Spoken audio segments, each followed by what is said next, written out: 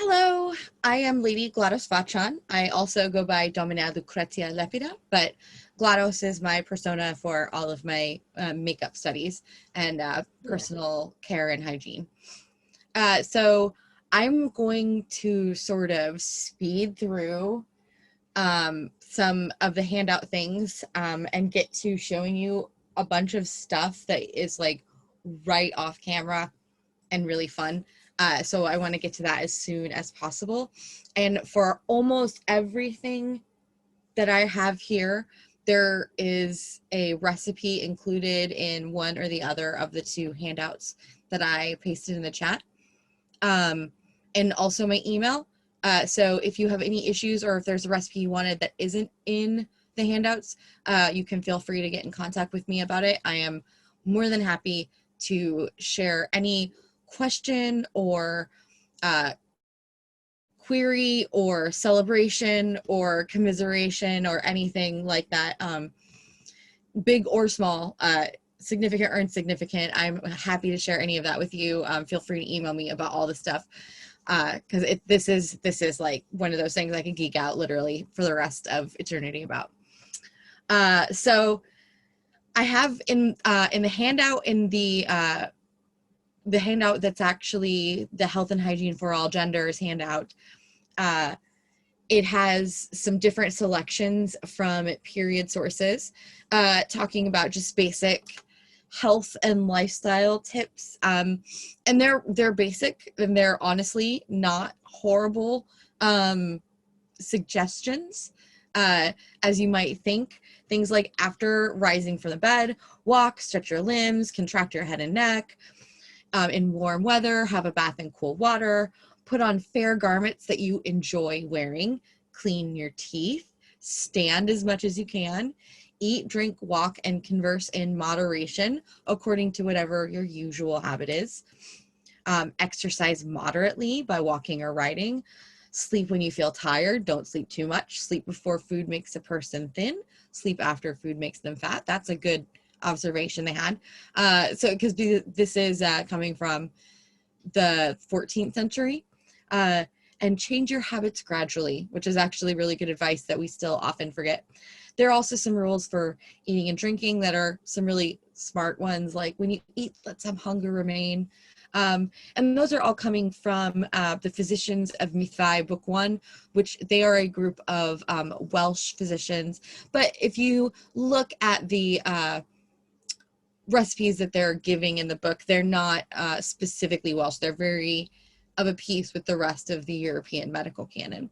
They actually get into describing Galenic, elemental, and humors and stuff right in the Welsh medical text.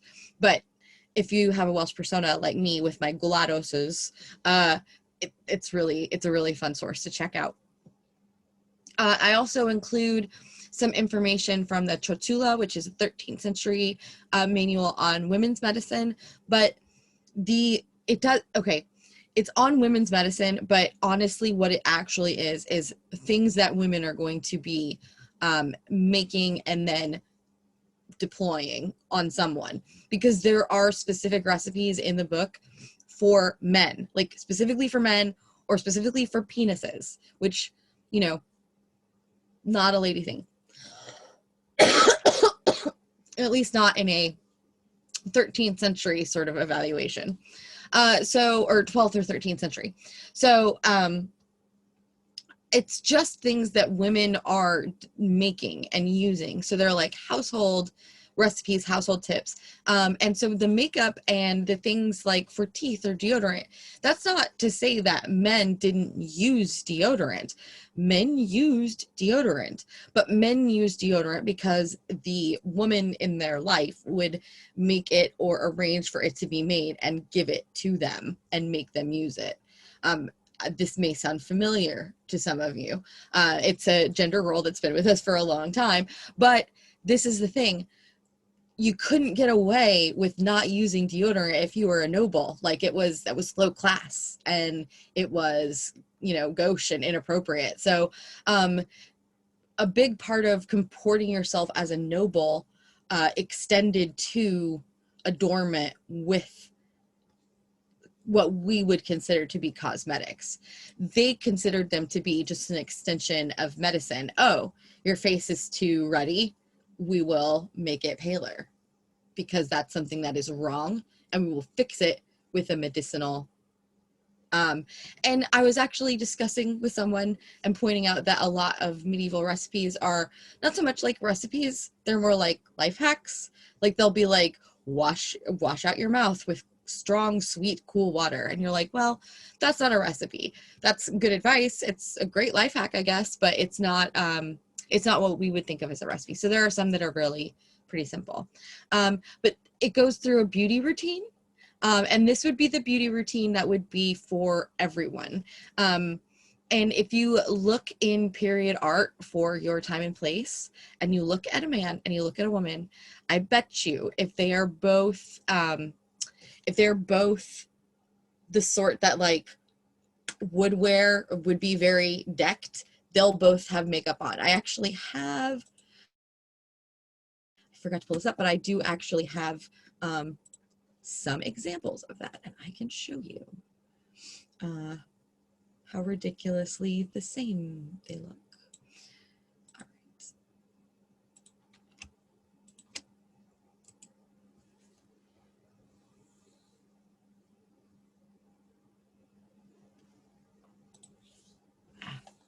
Oh, well, I should have put them up earlier, but I can post a link to a picture.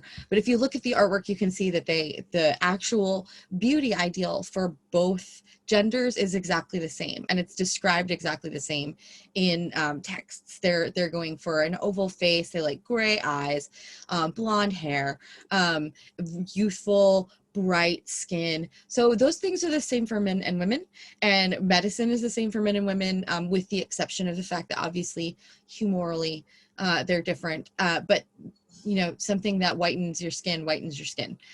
So they're very universal for both genders.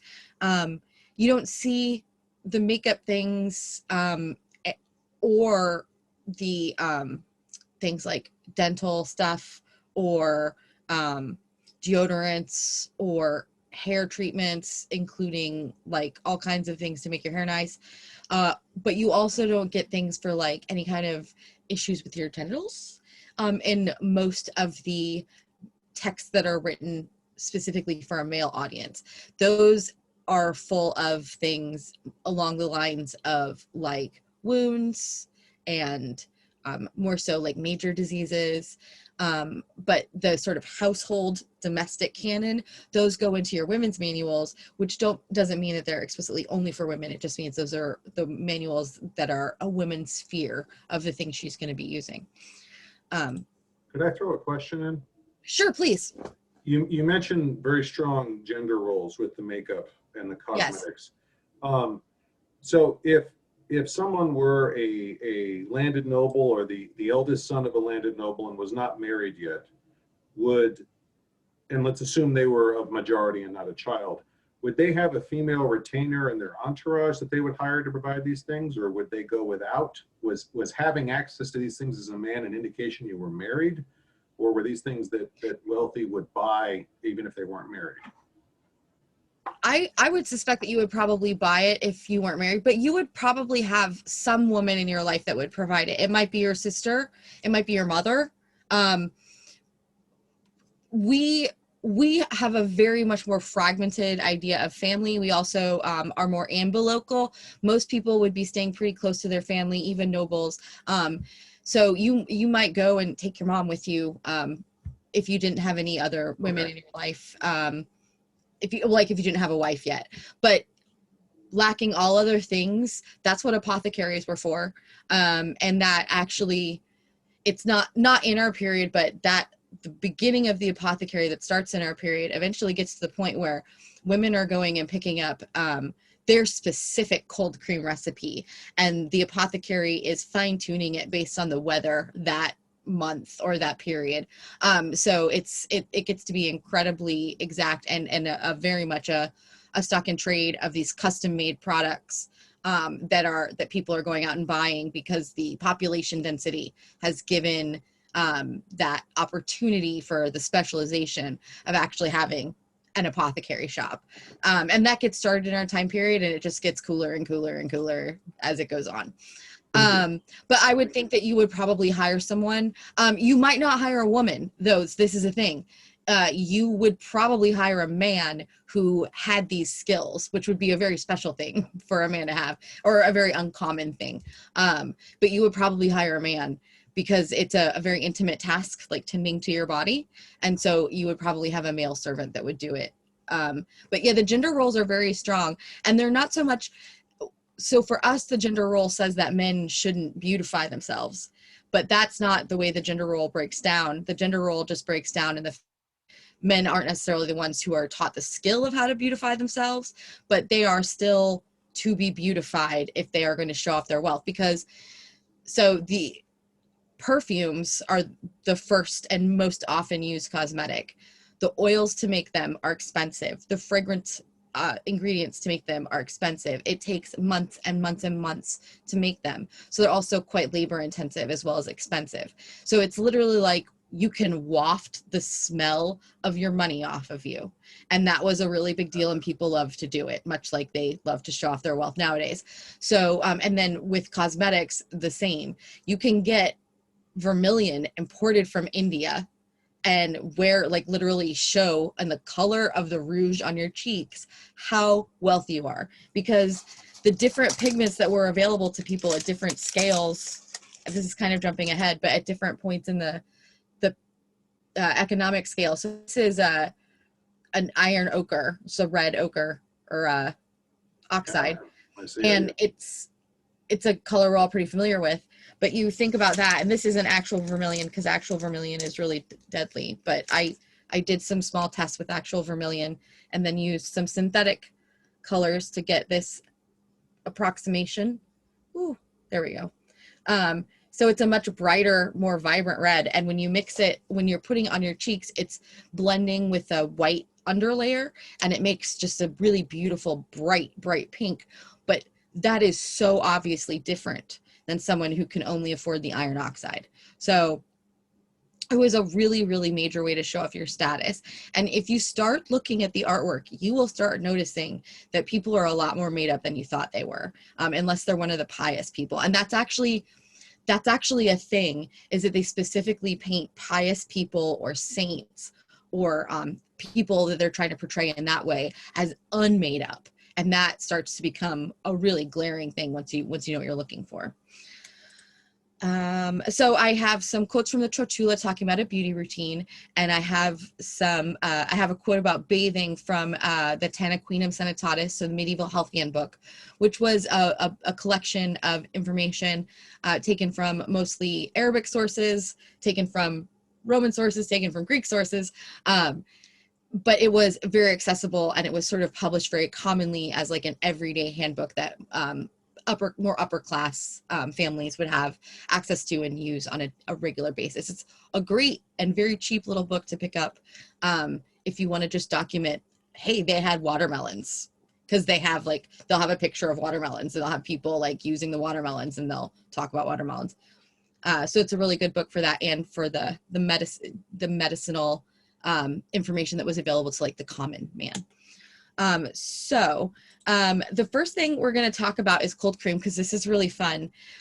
Cold cream is the oldest continuously used cosmetic in human history.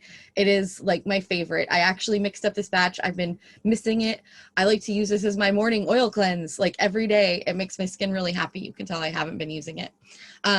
It's just 5 basic ingredients that go together amazing. A little bit of vinegar, a little bit of rose water, a little bit more honey, a little bit of beeswax, and a lot of olive oil. You can change up the type of oil that you use. You can change the type of vinegar. You can change the water that you're using. And Pond's cold cream is still made basically with the same recipe, but with different ingredients substituted. So they don't use beeswax anymore. They use paraffin wax. They don't use olive oil anymore. They use mineral oil. But the ratios are the same, and the base chemistry of it is essentially the same. They might put an emulsification in it. So this is not a real emulsification. It's a physical emulsification, which means if you freeze it or warm it, it just absolutely falls apart. But until then, it's a nice, lovely cream. You can put it all over and then wipe it off with a warm cloth for a cleanser, or you can put just a really light layer on with some water and then brush some starch or another sort of base powder onto the top of it, and it gives you like a nice primer sort of layer that other later stuff can kind of grip onto. The fun thing about this, I know I said it was really fun, right? And you're like, where's the fun? This is just cream.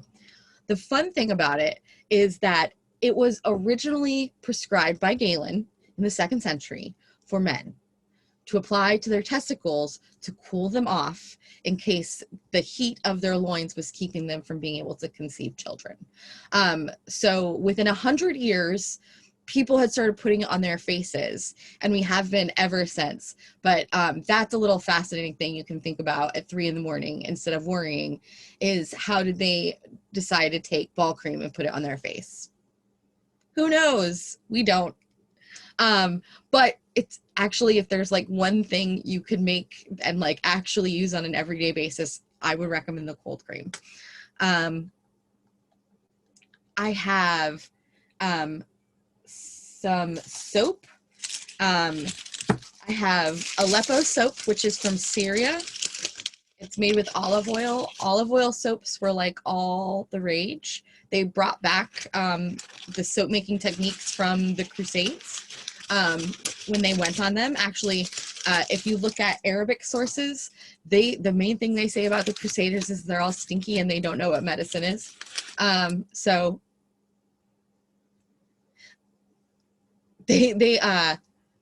they were really excited to bring soap and bathing back because that wasn't really it's sort of fallen out of fashion with the Dark Ages. They bring the sort of Roman tradition of bathing back. They bring the soap back, and then that remains common. Public bathing, public bathhouses remain common through the Tudor era in Europe. So this is Savon de Marseille, and this is actually still regulated by the French government. So you know what you're getting is exactly Savon de Marseille.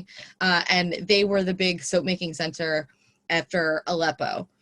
So this is like the trendy of the 12th through 14th century. Savon de Marseille was like the super trendy soap to have to show off your wealth and your up-to-dateness. And those things happen. You can, if you look at subsequent medical texts or beauty manuals, things like that, and they have slowly changing. They'll use the same recipe, but they'll change the ingredients. Like there's a Renaissance version of the cold cream, and it uses almond oil instead of olive oil. Obviously, like I said, we use mineral oil nowadays. So there's trends and ingredients and things like that. So I have those are my mouthwashes. So this is a Furtula deodorant.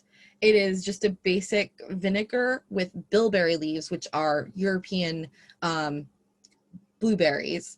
They have a little bit of a waxiness to them, but not a lot, just a little. The main thing it does is that, it's wine. It's an old strong wine, which is really close to being vinegar. The main thing it does is the acidity of it kills the bacteria on your skin. So that the actual bacteria that cause the smell of sweat are dead and cannot cause the smell of sweat to smell gross. It mostly just smells like really strong wine. This is another one. This is from the Ornamente, and I have a bunch of recipes here, so I'm gonna actually look. This is nutmeg and mace. And it really basically smells exactly the same, but this is a later Italian white wine based deodorant. The other thing that's really nice about these is that you can put them in a spray bottle and like spritz your socks or spritz your shoes or spritz your partner's armor, whatever is super stinky and just needs to have the stinky bacteria in it killed. You can just squirt that on there and it works really well.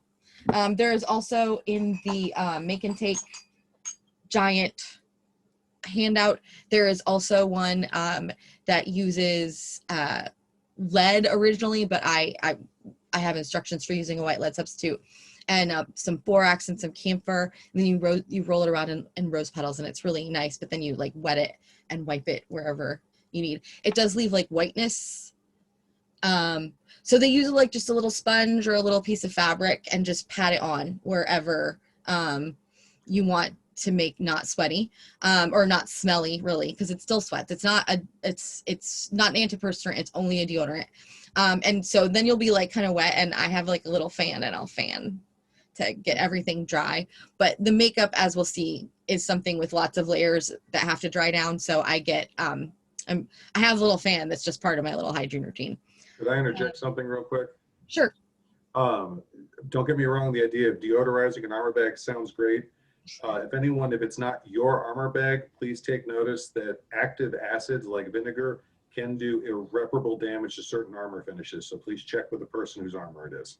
Yeah, you shouldn't deodorize someone. Like, I wouldn't mess with my partner's armor without his permission, but I'm just thinking of a well-intentioned girlfriend hitting the wrong helmet. That will end badly. Yeah, no, that's a very good tip. Thank you. I have used it more so. I've used it on like that sweaty, stinky pile of like sweat clothes that come off from underneath the armor. I have used it on that many times, and it works great on that. So nobody cares what those look like anyway. So there's also some tooth, and it looks like I don't have any of my actual tooth powder to show you, but they talk about using a little linen cloth. So I save my scraps of linen so that I can scrub my teeth with them. And it's just a really simple abrasive. It actually in some ways works as well as a modern toothbrush, because you can, since it's flexible, you can get it into all the nooks and crannies. You can use your nails, and you have your fingers, so you can actually feel what you're getting at, as opposed to the toothbrush, which you can't really so much.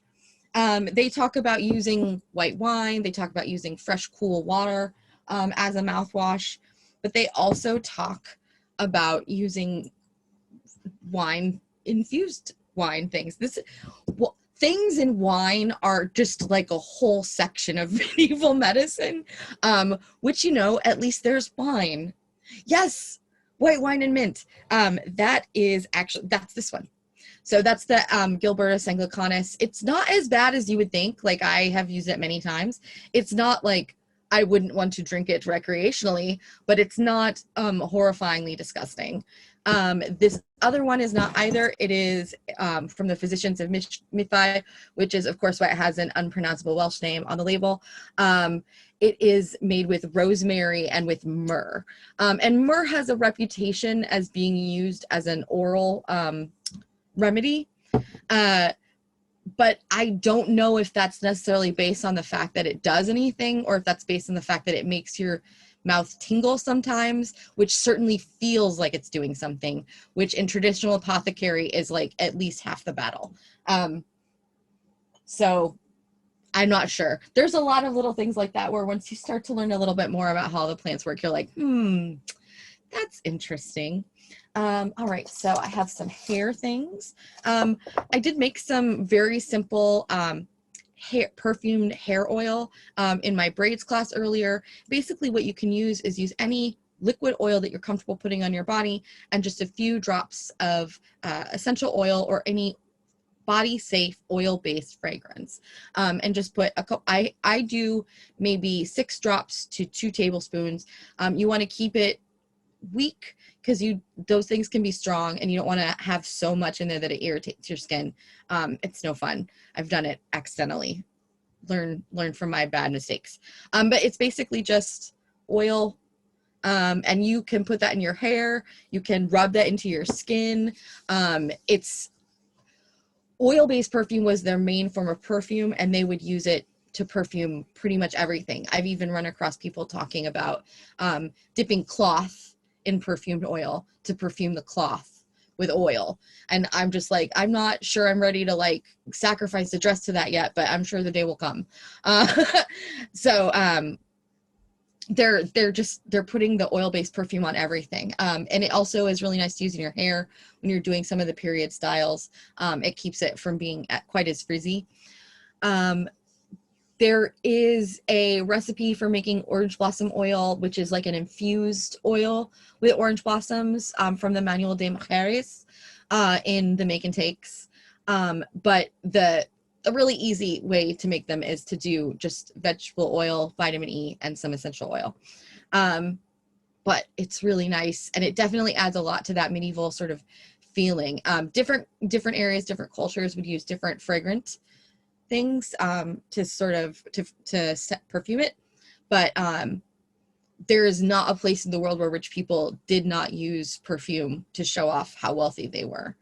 It was a pretty universal thing.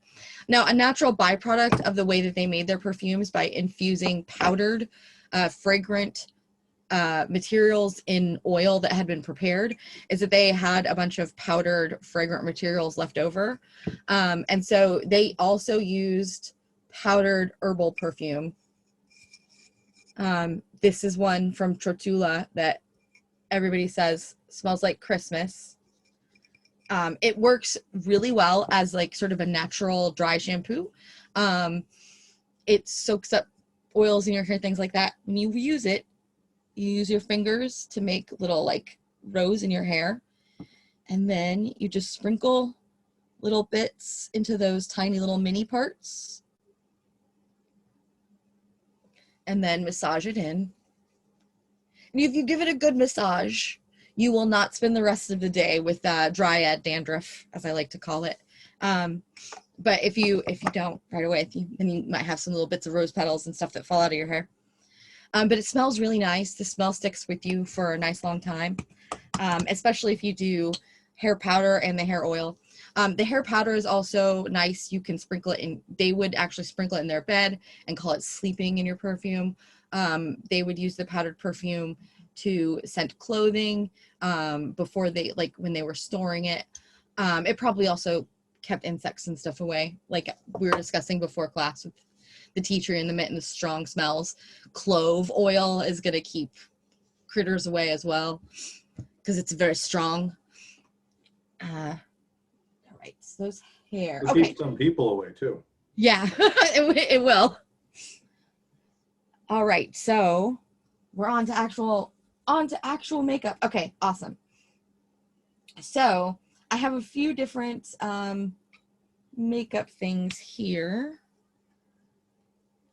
and I am going to show you this one. This is a recipe from Furtula that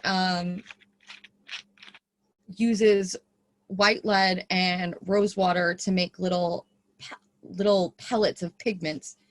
I use a molds because my hands got really tired, like my wrists got really tired from rolling into little balls. But it's basically just the same because there's no other ingredients. There's no fixative or other medium. It's just the pigment. But you'll understand why in just a sec. So when you want to use it, you combine it with a little bit of water. You can use rose water or some other perfumed water if you want to feel posh, which is fun. And you get like just a big gross bit of white paste. Let me take my glasses off.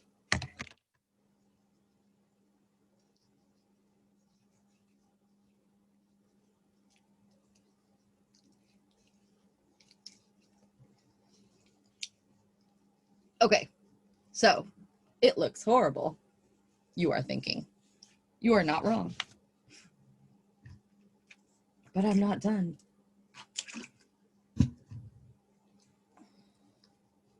So the next step is you have a damp cloth.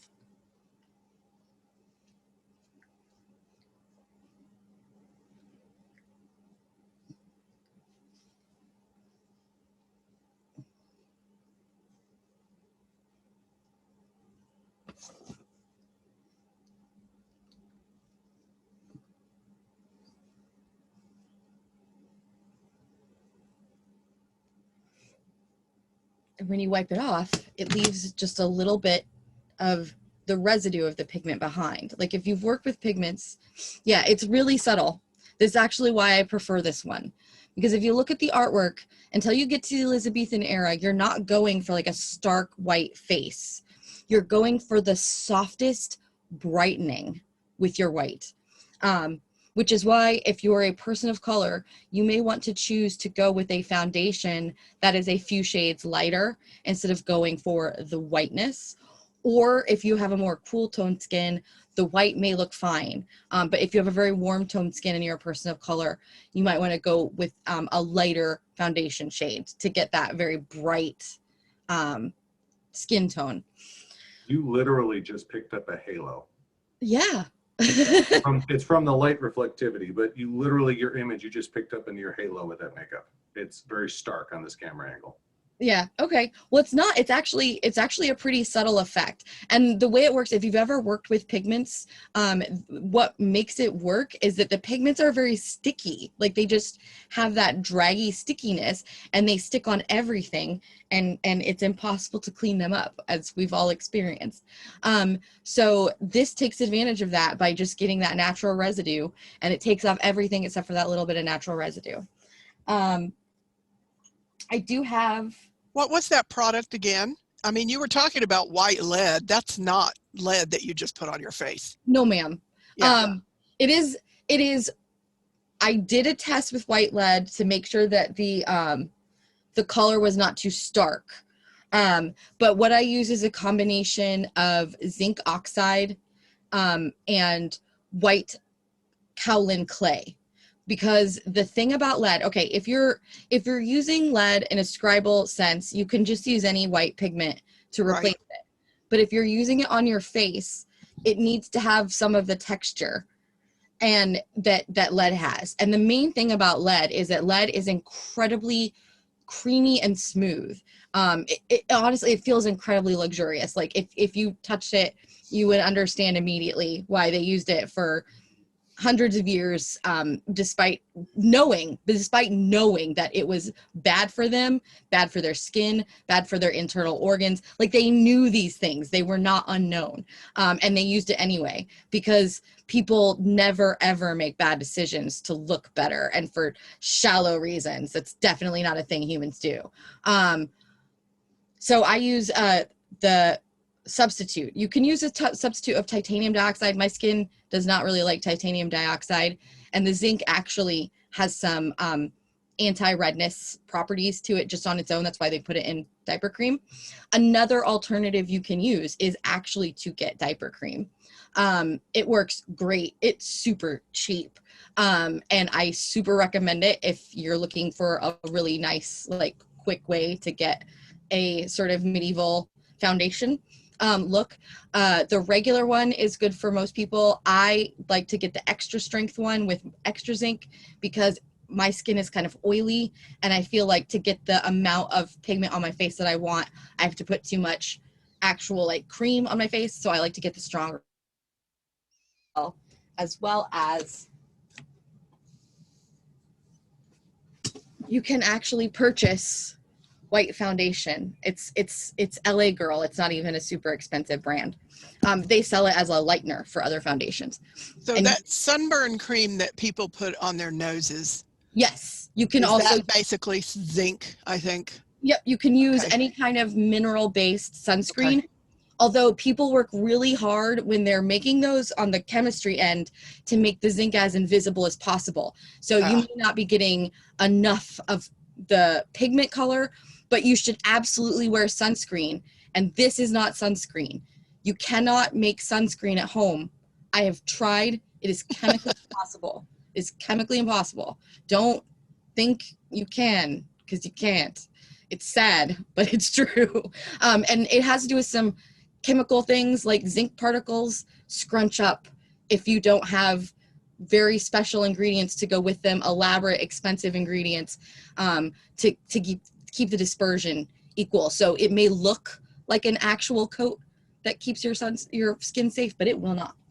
Could you blend a little bit of sunscreen in with that when you mix it?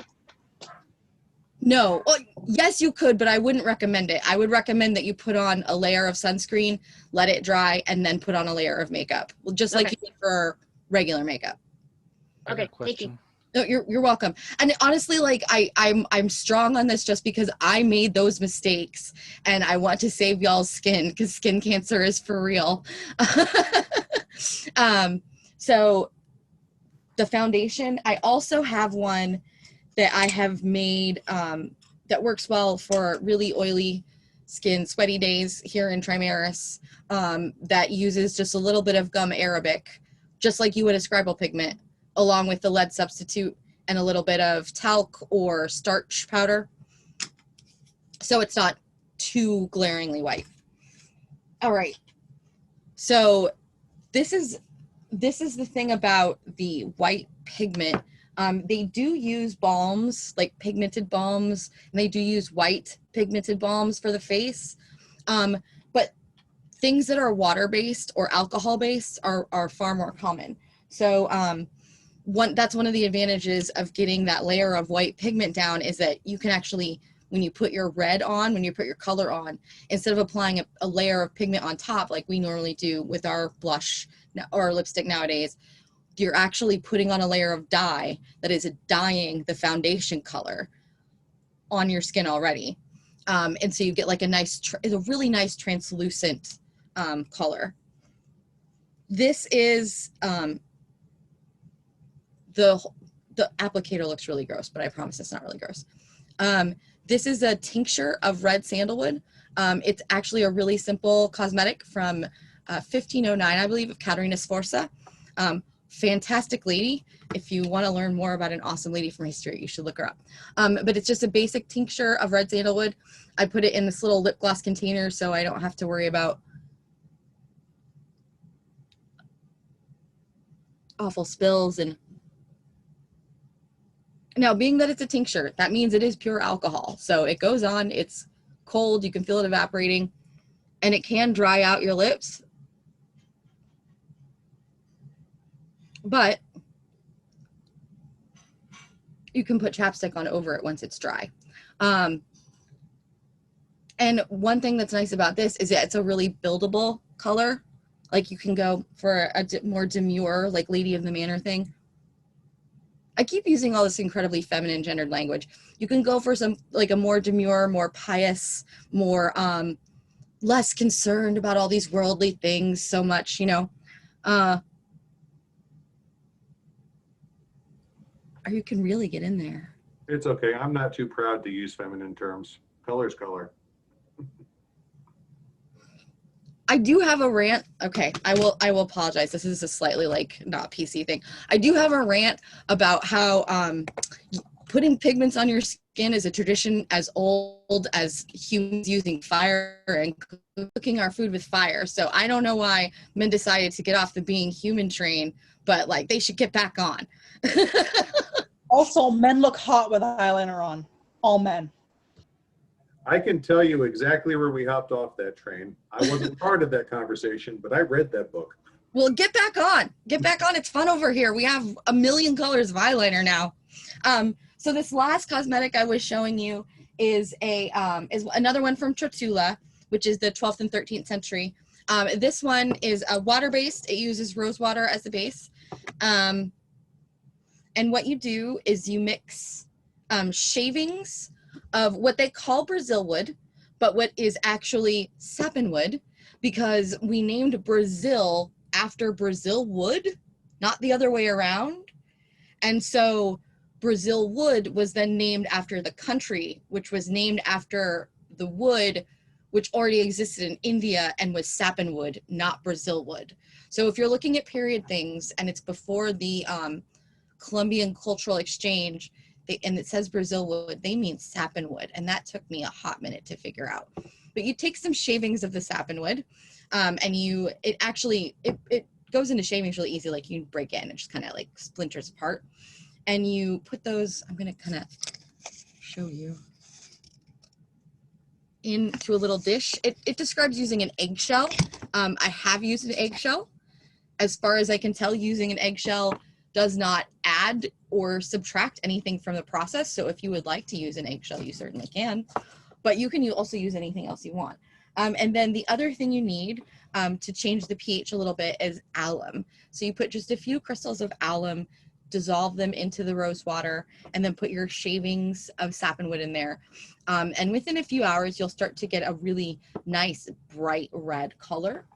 And then you can use a sponge or a little piece of cloth. And you just dab that on.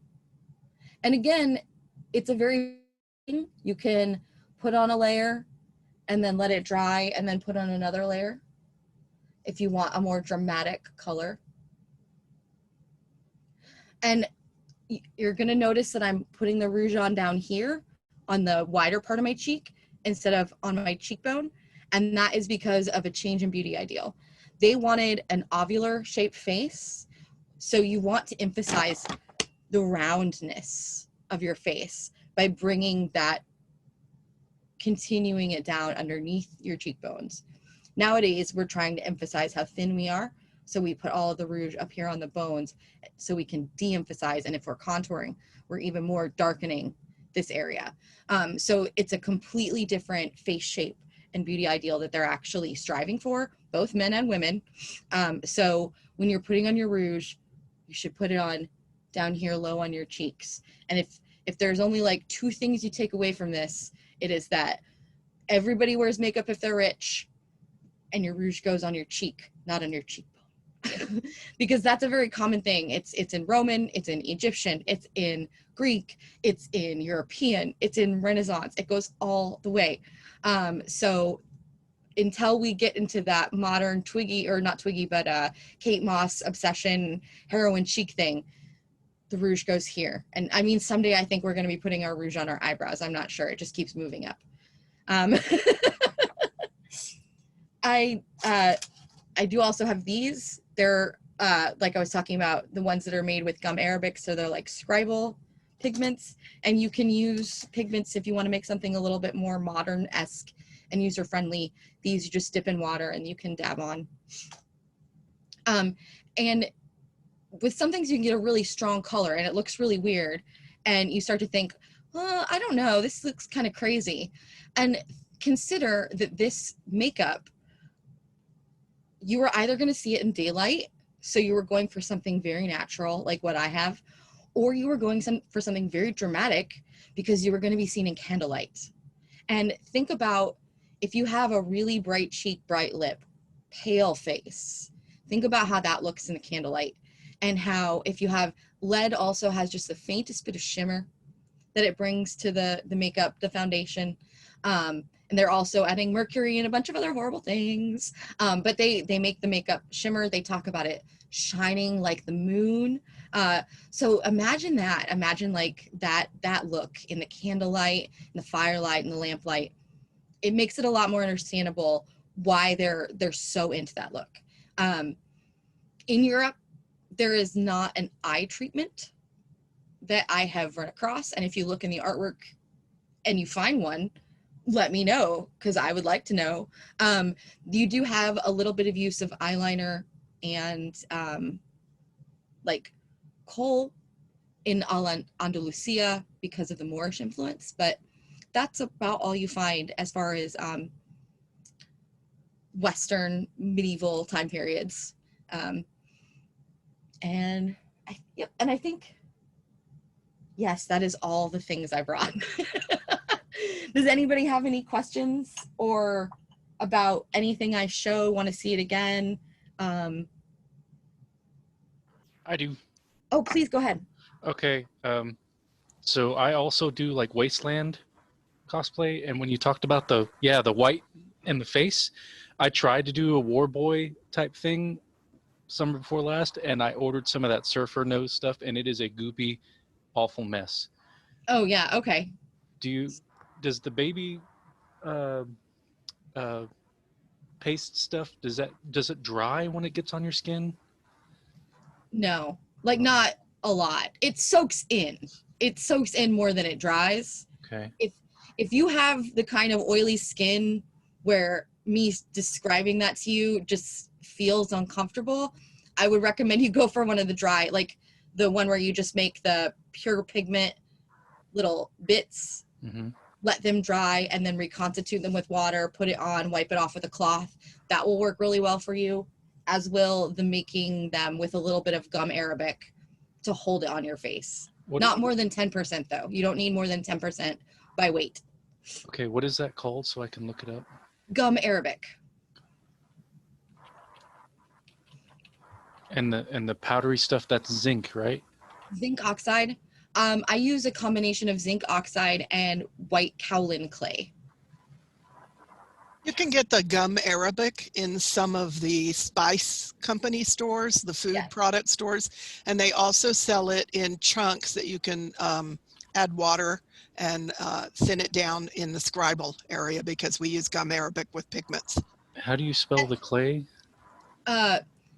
Kaolin. Thanks a bunch. Oh, you're very welcome. And if you want to email me for any questions at all, please do. Like everybody. I've actually had someone making the cold cream Facebook message me in the middle of it, like, do I just keep stirring? And I'm like, yes, you just keep stirring, but I am here for it. I'm here for it. So in a modern cosmetic way, we would put a foundation on, and then we would put a face powder on. So the product that you have on your face, once you put it on, it just dries. You don't need to put any kind of powder. Okay. No, because it's just pigment and water. Yeah. Once the water evaporates, it's just pigment. So I was thinking there are some powders that have crushed, like mother of pearl. So if you're looking for a shimmer to do that special nighttime look, you might add a little face powder on top of it that has that shine in it. That is actually what I do. It is not as documentable, so I don't demo, but I totally do. I have so many shimmers because I'm also a member of the Known World Courtesans. So when we turn out fancy, we turn out fancy, and I have a whole bunch of awesome stuff. But you can also use a highlighter if you don't want to. I always say that there are different kinds of people. Some people want to like make the goop and put it on their face. Some people want to like see the goop and like put a finger in it, maybe put it on the back of their hand. Some people are just weirded out by the goop entirely. But so, if you don't want to put actual period stuff on your face, that's totally fine. A highlighter will give you that same effect, and it looks really snazzy. Aubrey has her hand raised. Oh, yes, please. So I'm looking at trying to make my apothecary shop be more period accurate, more as a living history aspect instead of like, a merchant booth. All of this stuff would be stuff that would be sold by an apothecarist, right? Absolutely. 100%. I actually run the period apothecary in the Renaissance Village at Gulf Wars.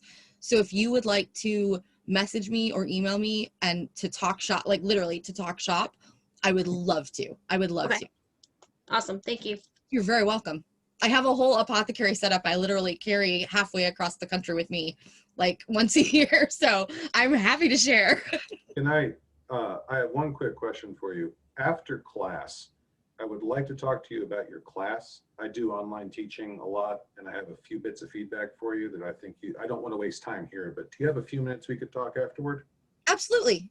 Okay. Thank you very much.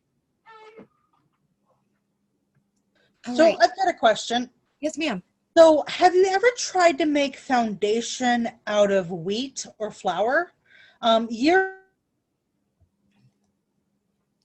Yes. I think your question might have cut off. But yes, I have.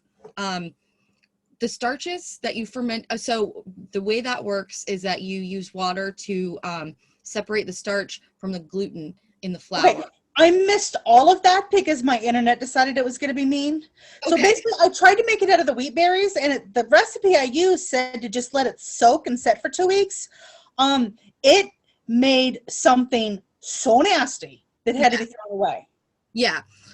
So what that is a recipe that goes back to Cato, where they call it fermenting, but it's really just separating starch from gluten in a grain. And you can use any grain you want. Wheat is the one that they talk about mostly in period sources. That just gets you a starch. Now the starch is good, and the starch does have a nice kind of like photo finish look if you put it on your face, but it doesn't actually get you any whitening effect because it's not a pigment. Starch is essentially like a translucent powder when you apply it. It's still good, and actually that was my second project that I ever did in makeup, was to ferment wheat starch. It's not really efficient, but it's a fun project if you want to get into the weeds. And I do use the starch though, as like I was describing an underlayer. I put on a thin layer of cold cream. It's very sticky. And then I put starch on top of that, and it's sort of like a primer layer. So was it supposed to end up like a biohazard? Because as a cook, I looked at this, I'm like, no way. And I just threw it all out. Yeah, no, you made the right call in that instance. So there are several, okay.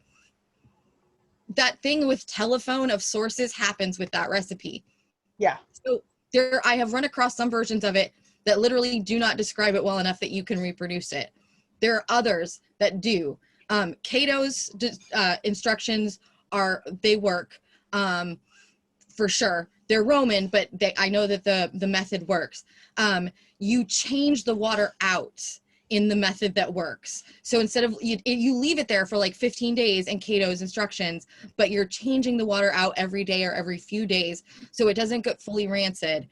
They didn't tell me that in my recipe. Right. So that's what I'm saying. There's that telephone thing that happens with recipes sometimes. And some of the recipes are not as good as others. The one I made, at the end of it, it said, now just smear the starch on your face. Look, you have makeup. And I tried to do that and it didn't work. And I got really mad. So what I ended up doing is I actually, this was part of a Kingdom Arts and Science and Palantir, the championship. So I had 3 different projects. And part of what I was doing was making flour, grinding out flour and sifting it and stuff like that for a meat pie recipe. So I ended up just using different flours and grinding those down. I made rice flour and I made wheat flour, and it was interesting, but it didn't really work, especially since I am not as light as your typical noble European would have been anyways. Yeah. I'm a little bit more olive. So that's why you're going for a really thin layer, is because you're not actually going for white, you're going for lighter, like just a couple shades lighter. But yeah, the thing that you want to get out of there is the gluten. The gluten is going to make it not nice on your face. It starts to get gummy when it gets moist, and everything on your body gets moist eventually. Thank you. You're very welcome. Right, it looks like we are close to the end of time for this class, so I'm going to go ahead and stop the recording. Okay.